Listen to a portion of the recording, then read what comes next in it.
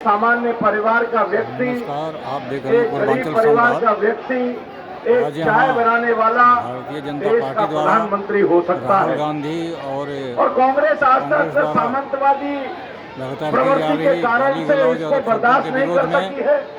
और खास और करके मोदी जी दरभंगा में को जो गाली देना प्रधानमंत्री कोई जी नई की बात माता नहीं जी है। को जो मोदी जी को कोई कांग्रेस के एक गाली कार्यकर्ता नहीं दी नेता गई ने है। जो गाली दिया है, मित्रों, मोदी उसके जी विरोध को में 107 गालियां उसके विरोध में कांग्रेस ने लगातार भाजपा दी ने है। आज 11 साल के अंदर कांग्रेस के राष्ट्रीय कोई कार्यालय चुनाव ऐसा नहीं है, कोई रैली कल्याण ऐसी उद्यान नहीं मार्ग है, पर कोई राहुल राज्य गांधी का ऐसा पुतला नहीं फूकने है के लिए और प्रदर्शन और करने के कोई लिए नेता कांग्रेस भाजपा का बड़ी ऐसा संख्या में नहीं इकट्ठा बचा हुई है। जिसने भाजपा देश के के प्रधानमंत्री माननीय लोग मोदी जी को बड़ी भारी गालियां संख्या ना दी। में और उनके कार्यकर्ता एकत्रित मोदी हुए जी हैं। को दिल्ली प्रदेश वोट का भाजपा द्वारा सौदागर कहा गया, यहाँ मोदी विशाल जी को प्रदर्शन किया जा रहा नीच है व्यक्ति कहा और गया, राहुल गांधी का पुतला भी फूका जाएगा। मोदी जी को आप अभी नारी लाइव का देख रहे कीड़ा हैं। कहा गया। तमाम तरह के गालियां कांग्रेस लगातार देती रही है और कांग्रेस ने इतना ही नहीं किया। अगर मोदी जी को गाली दे रहे थे, देश देख रहा था। जितनी गालियां देश भर में कांग्रेस ने मोदी जी को दी हैं, पूरी डॉक्टरेट और पीएचडी गालियों में मोदी जी के विरोध में की है। लेकिन मोदी जी को गाली देते देते उनकी जो स्वर्गीय मां है, उनकी स्वर्गीय मां को भी इस तरह की गालियां दी जिन शब्दों को हम बोल नहीं सकते। और पूरा देश इस बात को देख रहा है कि कांग्रेस में किस तरह से उनके बोल बिगड़े हुए हैं और जिनके कारण से लगातार इस तरह की घटनाएं बढ़ रही हैं। सीता जी की भूमि, जहां माता सीता को हम सब पूजते हैं, और उस भूमि के अंदर भी उनकी माता को नहीं छोड़ा गया।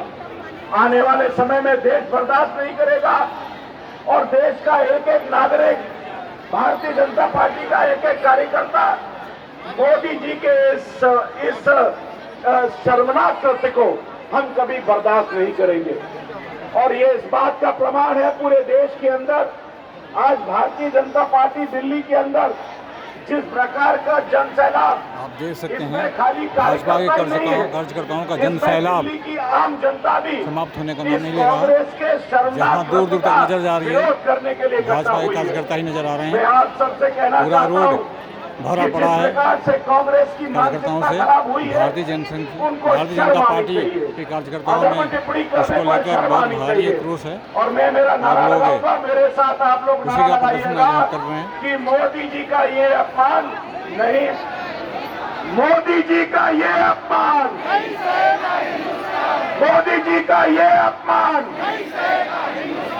मोदी जी का ये अपमान माँ सीता जी के जन्मभूमि पर जो हुआ, उनकी माँ का, मोदी जी की माँ का ये अपमान, मोदी जी की माँ का ये अपमान,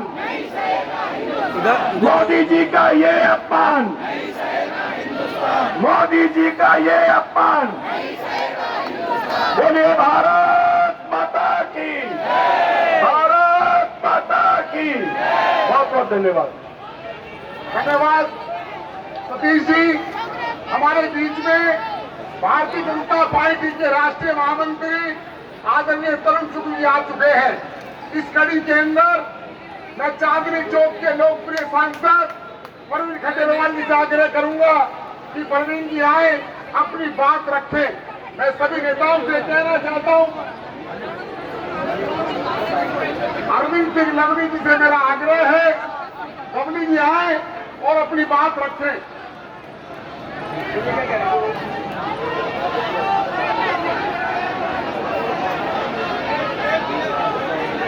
आदरणीय अरविंद सिंह लवली जी। हमारे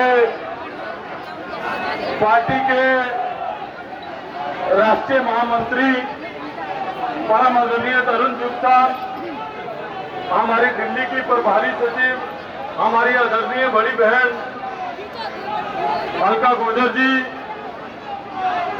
मंच पे बहुत सारे हमारे सम्मानित साथी, हमारे संसद सदस्य, विधायकगण और हमारे पदाधिकारी बैठे हैं।